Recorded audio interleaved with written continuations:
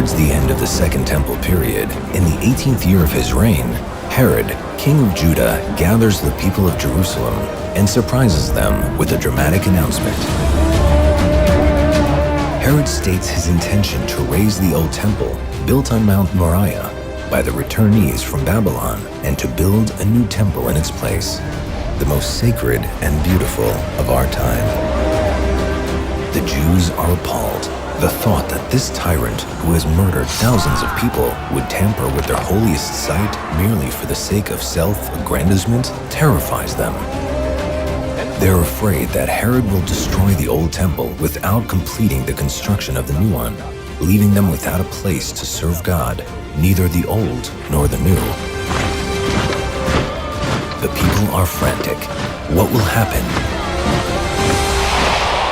Josephus recounts that Herod reassured the Jews by promising to prepare all the building materials in advance, before even one stone is removed from the existing temple.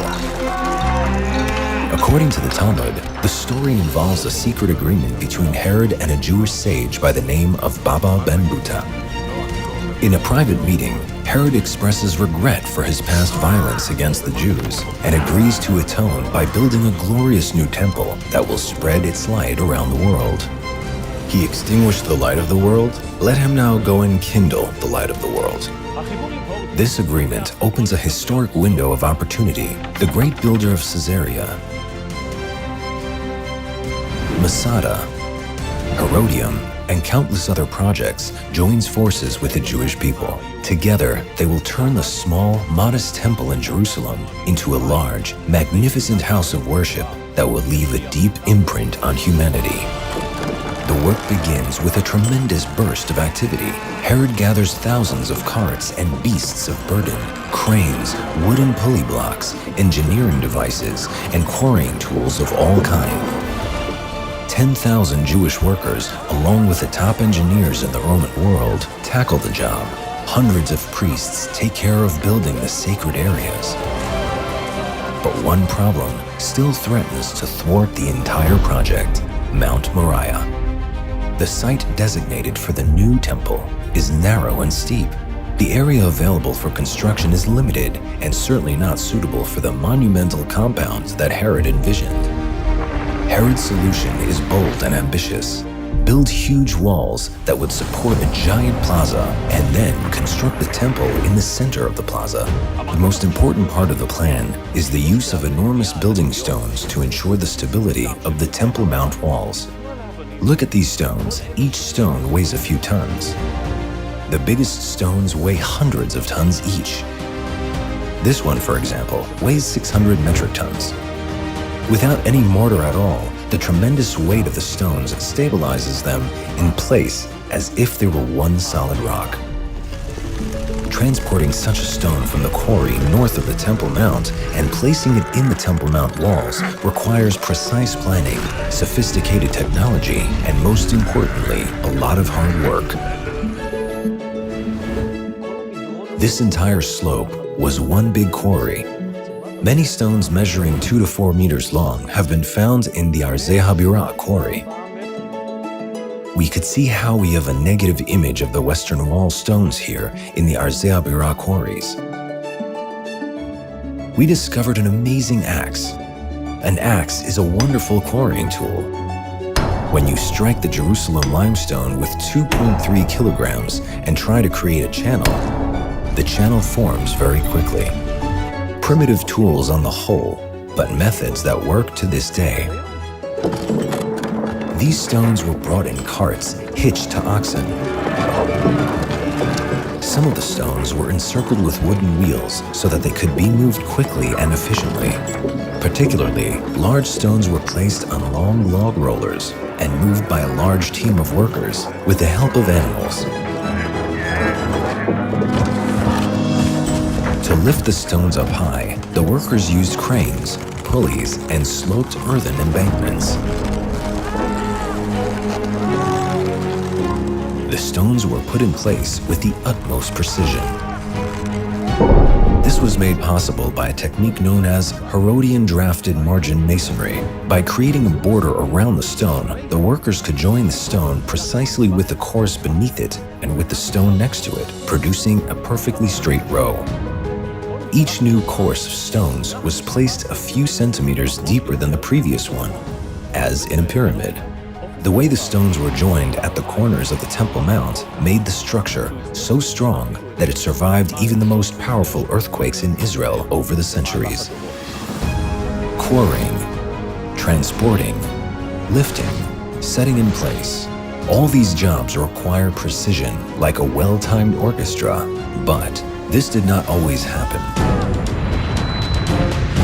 This stone, for instance, fell off the western wall while the work was in progress, and it got stuck here in the drainage channel at the foot of the western wall. For the workers' sake, I hope no one told Herod. Course after course, the walls are built, from the natural rock deep underground to the tremendous height of 30 meters above street level. The dimensions of the Temple Mount are mind-boggling. The western wall that we know is just a small part of a huge wall 500 meters long. To give you an idea, the total area of the Temple Mount is 144,000 square meters, equal to the area of 30 soccer fields. But the Temple Mount is just the frame. The main task, the construction of the temple itself, still lies ahead. We have to hurry. The workers work non-stop, from dawn to dark. Reportedly, even after a night of hard rain, they didn't miss a day's work. The next morning, the wind blew, the clouds dispersed, the sun shone, and the people went out to work. And they knew they were engaged in the work of heaven. But despite the pressure, some things take precedence. On Friday, the feverish pace slows, and before the Sabbath, the work stops completely. Jerusalem is enveloped by the Sabbath rest.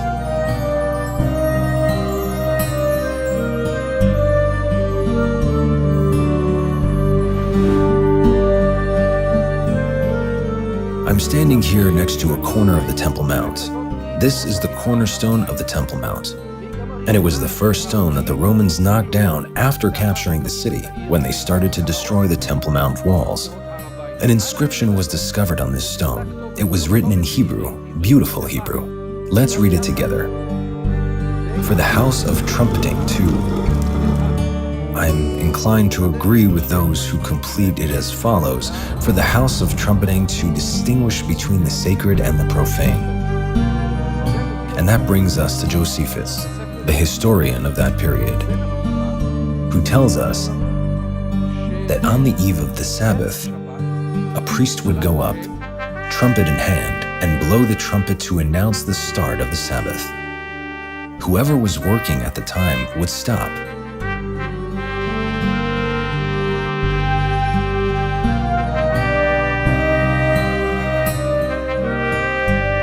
Here we are in the streets, the main street of Jerusalem, with shops on either side.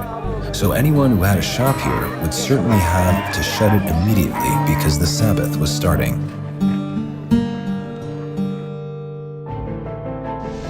After filling the space between the supporting walls of Mount Moriah with large stone arches, the builders embarked on the next stage, building the huge plaza on which the temple would stand.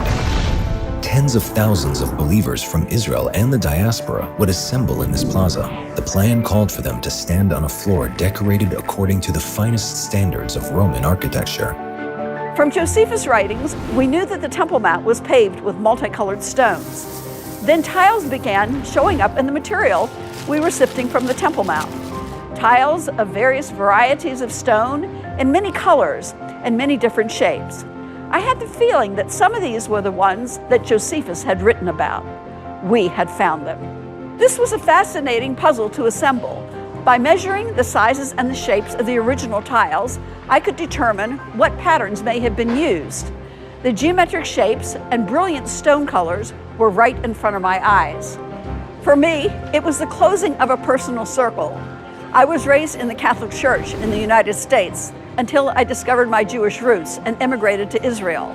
And now I reconstruct the floors on which my ancestors and the ancestors of all the Jewish people walked 2,000 years ago. Around the Temple Mount Plaza, porticos of magnificent columns were built, the stoas. The most magnificent of all was the Royal Stoa. The Royal Stoa was where the Al-Aqsa Mosque is today, behind me. Known as Stoa Basilia, this was the largest building in Israel until the modern era. In Antiquities of the Jews, Josephus Flavius describes the building as a forest of columns. It contained 162 columns, each made of a single stone. It would take 3 men with outstretched arms to encircle one column. This structure, which was a sort of basilica, was used for secular purposes. It is the location of the shops where the Sanhedrin met after being exiled from the Hall of Hewn Stones adjacent to the temple. To allow entrance to the Royal Stoa, a monumental staircase was built that rose up from a vibrant shopping center here at the foot of the Western Wall. A huge arch, Robinson's Arch, supported an elevated passage that crossed the busy street without disrupting traffic. The main entrance to the Temple Mount were the Hulda gates in the southern wall. 2 gates were planned, an entrance and an exit. This ensured that the huge crowds would flow in and out quickly and efficiently. The great width of the steps leading to the gates created an atmosphere of splendor and reverence. The stairs were designed with treads of varying sizes, forcing the pilgrims into a relaxed, dignified pace as they ascended to the holy place. When they emerged at the Temple Mount Plaza, the pilgrims saw an astonishing sight. The huge plaza, the Stoa, the courts, the ornate gates. At the top of the hill, towering to the heavens, rose the temple building itself. Wide in front and narrow in back, the temple reminded the ancients of a seated lion, his mane facing forward.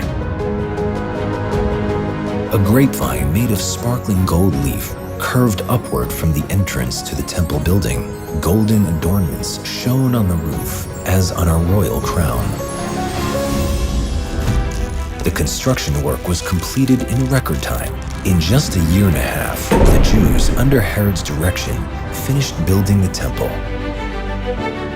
The residents of Jerusalem looked at their handiwork. Before them rose one of the largest, most magnificent houses of prayer in the entire world. Even Titus, who destroyed the temple, declared it the glory of human creation. Whoever has not seen Herod's building has never seen a beautiful building in their life. Tens of thousands of pilgrims, Jews and non-Jews alike, thronged the new temple to worship the God of Israel. They came from around the world to see the biggest sacred compound ever built. A temple built for an invisible God with no images or idols. Its gates open to everyone. A house of prayer for all nations.